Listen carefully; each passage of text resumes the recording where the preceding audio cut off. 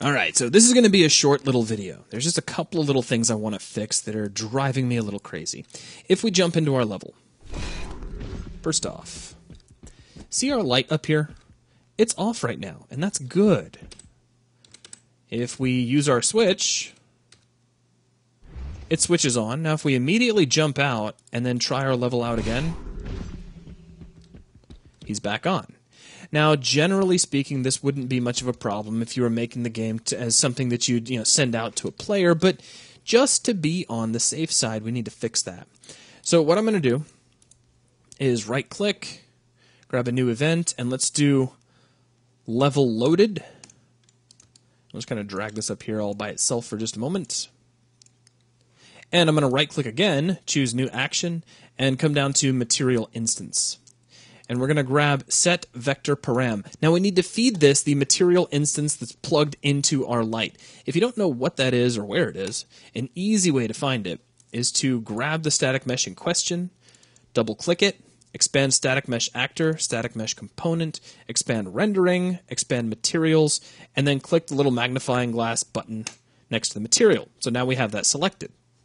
Now let's go back into Kismet, select our set vector param, and we'll click the little green Use Selected Object in Content Browser button, and now that's plugged in. Now we just need the param name, which in our case is light color.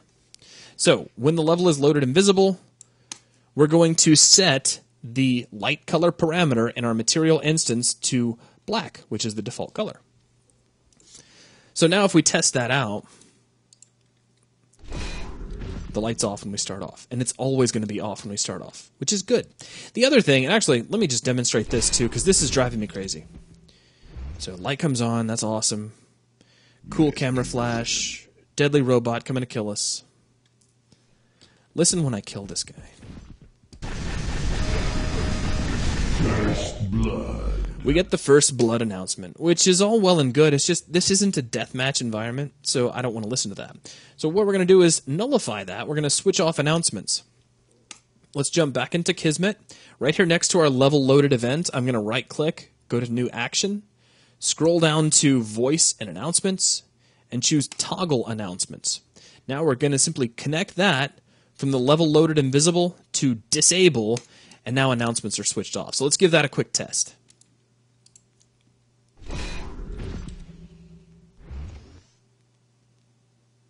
Unit in position. And there we go. Now, no more voice telling us that we drew first blood. I don't mind the little screen thing. That's all well and good. But now the announcer switched off. So that's really all I wanted to do here. So we'll leave things that simple. And in the next video, we're going to take a look at how to make that fight a bit more intense by giving our robot an interesting way to manage his health. I'll leave it at that, and I'll see you in the next video.